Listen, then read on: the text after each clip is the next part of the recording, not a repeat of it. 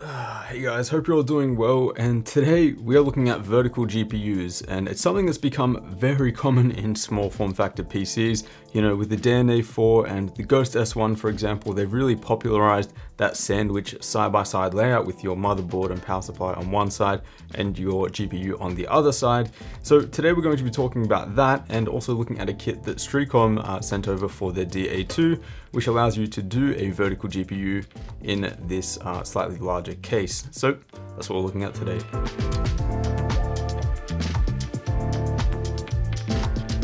So this is the kit that Streacom sent over. I haven't really looked at it yet or unboxed it, but it should be quite interesting. From the looks of it, you should just be able to take off this rear panel here and swap that out for the vertical GPU one. Now, before I even install this, I have some thoughts and expectations when it comes to hardware compatibility, mostly in regards to a vertical GPU in a slightly larger space like this. Generally, when you're designing small form factor PCs, you know, the Ghost S1 and the DNA4 make really good utilization of that sandwich side-by-side layout. But once you start approaching larger volumes like the NK71 and the DA2, for example, it actually becomes counterproductive in terms of hardware compatibility. For example, in the DA2, I have no idea what's going to happen to the radiator support because the GPU is going to pretty much block that. And there's no mounting at the top or the bottom. And then you've got the air cooling for the CPU, which is now going to be blocked by the GPU. So anyway, I'm rambling on at this point, but those are my expectations. I do think this is going to be a step back in terms of hardware compatibility, but let's not waste any more time. Let's take a look. So that is pretty much it. I've just swapped the new vertical GPU back panel on there. And then other than that, you just get a short little riser here. It looks like it's about 10 to 15 centimeters. It doesn't look like there's any other support pieces that go in here, so that'll be interesting. But yeah, let's get straight into it. Now, vertical GPU mounting has become extremely popular in the mid-tower market also, and almost all of the time it is purely an aesthetic mod. That is, mounting your GPU vertically has no real benefit in terms of hardware compatibility or anything else, and when positioned up against a glass side panel, it actually makes your system run a bit worse. In the Evolve X, for example, I've seen both blower style cards and open air cards run significantly hotter and louder when using vertically mounted GPUs. Of course, a hotter card means a slower one, seeing as the GPU clock speed will adjust itself based off of GPU temperature, and in turn, lower clock speed means lower FPS. So in summary, by using this mounting for your GPU, you're voluntarily slowing down your frame rate in game or to just show off your cooler and fans on your graphics card.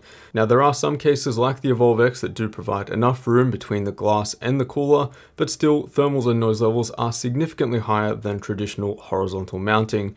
Now, this has been mostly solved by small form factor cases like the DNA4 SFX and the Ghost S1, where instead of using a glass side panel which blocks airflow completely, they provide ample ventilation to your graphics card. Here, between the side panel on and off with these cases, I've only seen the GPU temp raised by a single degree, so thermals and in turn GPU clock speed are not really affected. Noise levels, however, are something that I've recently noticed can be an issue with this design. Now, usually you would expect that by putting the side panel on your case and by somewhat covering the graphics card, that you would be able to reduce noise levels since you are blocking the source of that noise. After all, this is what happens with pretty much any PC case. You put the panels on and you isolate a lot of that noise within the interior. The problem that the DNA4 and the Ghost S1 have is that seeing as your graphics card is pushed up so close to the side panel, there's a lot of turbulence being created by the fans. With the 1080 Ti SC2 running at 43% fan speed or 1650 RPM, I measured a noise increase of 2.1 dBA with the side panel installed.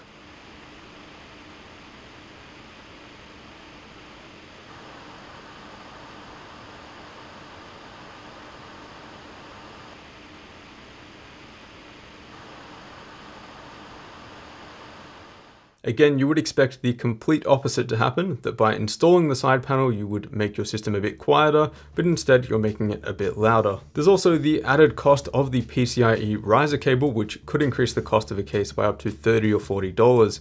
It's no wonder that some cases just refuse to include them altogether, or just cheap out on them and don't provide the full X16 lane risers. I recently reviewed the Geek A50, which is an acrylic clone of the Dan A4, and believe it or not, this acrylic DIY case is is $100 US. $30 of which is the PCIe riser cable, which needs to be purchased as an add-on for the case to actually work. So this is a prime example, in my opinion, where the vertical GPU design is not appropriate from a cost standpoint. Now, I do understand that although the Dan A4 and the Ghost S1 could be improved in terms of noise levels due to the turbulence, these cases aren't mounting the GPUs because it looks cool, they're doing it because of space optimization. Simply put, there's no possible way to design a mini ITX case under 8 liters while using traditional horizontal full-length graphics card mounting.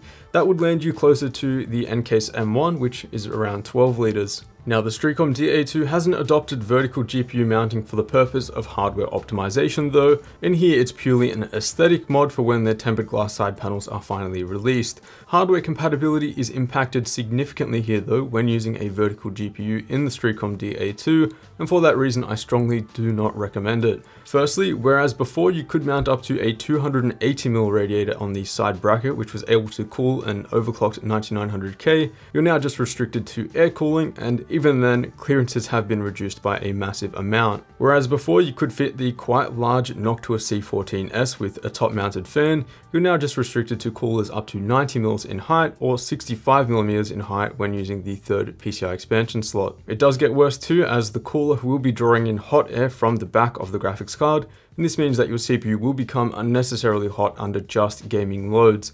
This vertical GPU mod would be cool though if it did allow you to squeeze in a 240mm radiator underneath the graphics card, seeing as the card can be raised and lowered by about 35mm, but the positioning of the power plug and the PCIe riser cable do get in the way. So looking at the impact this has on thermals now, we go from having the coolest result in the stack when using an 8700K and a 280mm AIO, to the hottest result in the stack when being limited to just a top-down cooler that's being blocked by the vertical GPU. It's important to note here that the problem isn't the cooler, as the Scythe Big Shuriken Rev 3 that we're using usually performs as good as the NHL12. The problem here is that it has nowhere to pull cooler air from.